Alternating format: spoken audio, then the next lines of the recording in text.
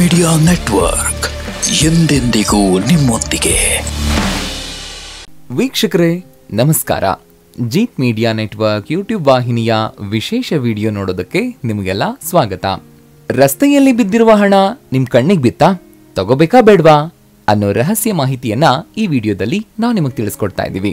ಹಾಗೇನೆ ವಿಡಿಯೋಗೆ ಈಗಲೇ ಒಂದು ಲೈಕ್ ಕೊಟ್ಟು ವಿಡಿಯೋದ ಕೆಳಗಡೆ ಓಂ ಮಹಾಲಕ್ಷ್ಮಿಯೇ ನಮಃ ಅಂತ ಕಮೆಂಟ್ ಮಾಡೋದಕ್ಕೆ ಮರಿಬೇಡಿ.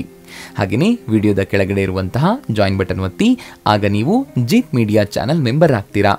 ಅಂದರೆ ನೀವು ಮೆಂಬರ್ಗಳಿಗಿರುವಂತಹ ವಿಶೇಷ ವಿಡಿಯೋ ಹಾಗೂ ಲೈವ್ ನೋಡಬಹುದು. ನೀವು ಎಲ್ಲಾದ್ರೂ ಹೋಗ್ತಿರುವಾಗ ಅಲ್ಲಿ ಎಲ್ಲಾದ್ರೂ ದುಡ್ಡು ಬಿದ್ದಿರೋದನ್ನ ನೋಡಿದ್ರೆ ಏನ್ ಮಾಡ್ತೀರಾ? 1 ಅಥವಾ 2 ರೂಪಾಯಿ ನಾಣ್ಯ ಆಗಿದ್ರೆ ಹೋಗ್ಲಿ ಬಿಡು ಅಂತ ಸುಮ್ಮನಾಗ್ಬಿಡ್ತೀರಾ.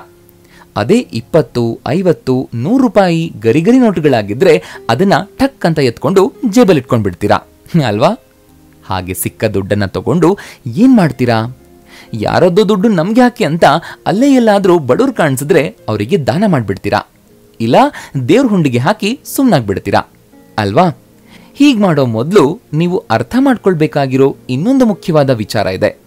ಅದೇನು ಅಂದ್ರೆ, ಯಾರ ಕಣ್ಣಿಗೂ ಬೀಳದ ಆ ದುಡ್ಡು ನಿಮ್ಮ ಕಣ್ಣಿಗೇನೆ ಬಿದ್ದಿದ್ದು ಯಾಕೆ? ಅದರ ಹಿಂದೆ ಏನಾದ್ರೂ ಅರ್ಥ ಇದೆಯಾ? ಹಾಗೆ ದುಡ್ಡು ಸಿಕ್ಕ ತಕ್ಷಣ ಏನ್ ಮಾಡಬೇಕು, ಏನ್ ಮಾಡಬಾರ್ದು ಅನ್ನೋದು ನಿಮಗೆ ಗೊತ್ತಾ? ಗೊತ್ತಿಲ್ಲ ಅಂತಂದ್ರೆ ಈ ವಿಡಿಯೋನ ಕೊನೆ ತನಕ ಸ್ಕಿಪ್ ಮಾಡದೆ ನೋಡಿ. ಇಲ್ಲಿ ಹಾಗೇನೆ ಮಂಗಳಮುಖಿಯರು ದಿಢೀರ್ನೆ ನಿಮ್ಮ ಮುಂದೆ ಬಂದು ನಿಂತು ದುಡ್ಡು ಕೊಟ್ರೆ ಅದರ ಅರ್ಥ ಏನು ಅನ್ನೋದನ್ನು ಕೂಡ ಈ ವಿಡಿಯೋದಲ್ಲಿ ತಿಳಿಸ್ತಾ ಇದ್ದೀವಿ. ಗಮನ ಇಟ್ಟು ಈ ವಿಡಿಯೋನ ಕೊನೆವರೆಗೂ ನೋಡಿ. ಸಾಮಾನ್ಯವಾಗಿ ಪತ್ರಿಕೆಯನ್ನ ಓದ್ತಾ ಇರುವಾಗ ನಮ್ಮ ರಾಶಿಯಲ್ಲಿ ಆಕಸ್ಮಿಕ ಧನಪ್ರಾಪ್ತಿ ಅಂತ ಇದ್ರೆ ಎಷ್ಟು ಖುಷಿ ಆಗ್ಬಿಡುತ್ತೆ ಅಲ್ವಾ? ಓದೋದ್ರಿಂದಾನೇ ಅಷ್ಟು ಖುಷಿ ಸಿಗುವಾಗ ಇನ್ನು ನಿಜವಾಗಿಯೂ ದುಡ್ಡು ಸಿಕ್ಬಿಟ್ರಂತೂ ಆ ಖುಷಿಯೇ ಬೇರೆ ಅಲ್ವಾ? ಆಕಸ್ಮಿಕ ಧನಪ್ರಾಪ್ತಿ ಅಂತಂದ್ರೆ ರಸ್ತೆಯ ಪಕ್ಕದಲ್ಲಿ ಬಿದ್ದಿರುವ ಕಂತೆ ಕಂತೆ ಹಣ ಸಿಗೋದು ಅಂತ ಅರ್ಥ ಅಲ್ಲ. ನಿಮಗೆ 1-2 ರೂಪಾಯಿಯ ನಾಣ್ಯ ಸಿಕ್ಕರೂ ನಿಮಗೆ ಆಕಸ್ಮಿಕ ಧನಪ್ರಾಪ್ತಿ ಆದ ಲೆಕ್ಕ.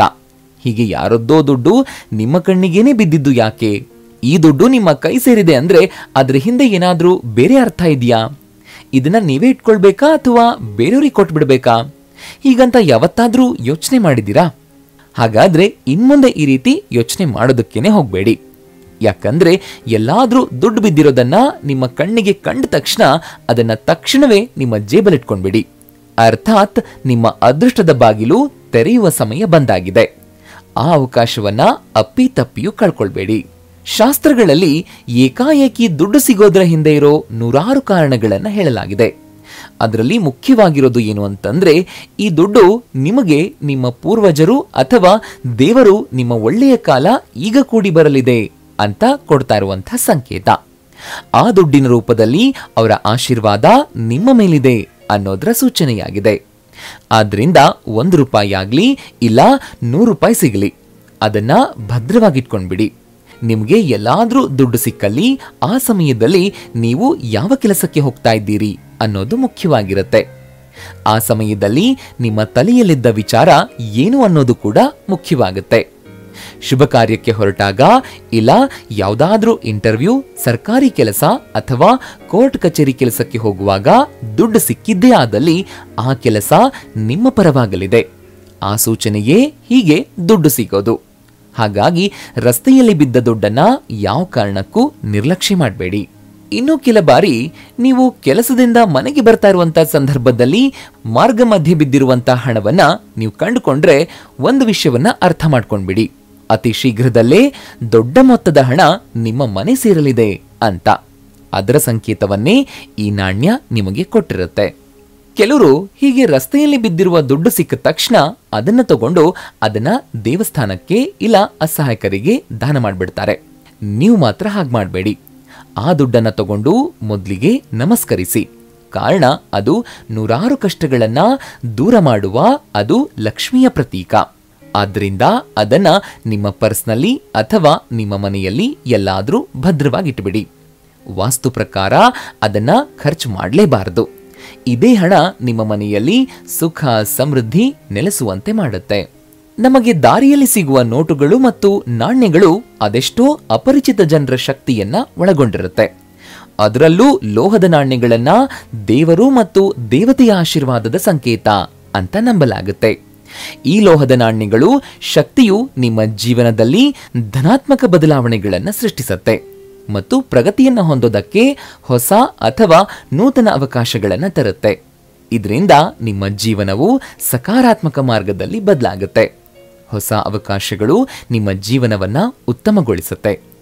ಆದ್ರಿಂದ ರಸ್ತೆಯಲ್ಲಿ ಸಿಕ್ಕ ನಾಣ್ಯವನ್ನ ಒಮ್ಮೆ ತೊಳೆದು ಅದನ್ನ ಬಲಗೈಯಲ್ಲಿಟ್ಕೊಂಡು ದೇವರ ಬಳಿ ಪ್ರಾರ್ಥನೆ ಮಾಡಿಕೊಂಡು ನಿಮ್ಮ ಪರ್ಸ್ನ ಒಂದು ಸ್ವಚ್ಛವಾದ ಭಾಗದಲ್ಲಿ ಇಟ್ಬಿಡಿ. ಸರಿ ವೀಕ್ಷಕರೇ, ಹಾಗಾದ್ರೆ ರಸ್ತೆಯಲ್ಲಿ ಬಿದ್ದ ಹಣ ಸಿಕ್ಕರೆ ಅದರ ಅರ್ಥ ಏನು ಅನ್ನೋದನ್ನ ತಿಳ್ಕೊಂಡಿದ್ದೀರಾ. ಇನ್ನು ಈ ವಿಡಿಯೋದಲ್ಲಿ ನೀವು ತಿಳ್ಕೊಳ್ಬೇಕಾಗಿರೋ ಇನ್ನೊಂದು ಮುಖ್ಯವಾದ ವಿಚಾರ ಇದೆ, ಅದನ್ನ ಹೇಳ್ತೀವಿ, ಗಮನ ಇಟ್ಟು ಕೇಳಿಸ್ಕೊಳ್ಳಿ. ಕೆಲವೊಮ್ಮೆ ಯಾವುದಾದ್ರೂ ಕೆಲಸಕ್ಕೆ ಹೋಗ್ತಾ ಇರುವಾಗ ಮಂಗಳಮುಖಿಯರು ದಿಢೀರ್ನೆ ನಿಮ್ಮ ಮುಂದೆ ಬಂದು ನಿಂತ್ರೆ ಬೆಚ್ಚಿ ಬಿದ್ದುಬಿಡ್ತೀರಾ ಅಲ್ವಾ?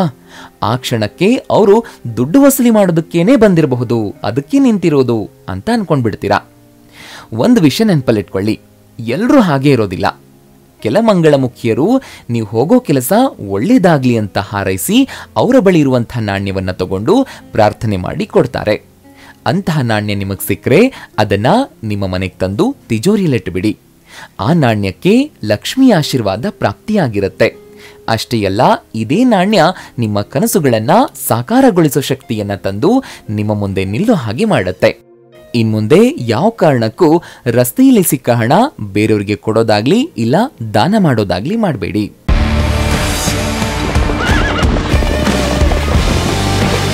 ಜೀತ್ ಮೀಡಿಯಾ ನೆಟ್ವರ್ಕ್ ಎಂದೆಂದಿಗೂ ನಿಮ್ಮೊಂದಿಗೆ.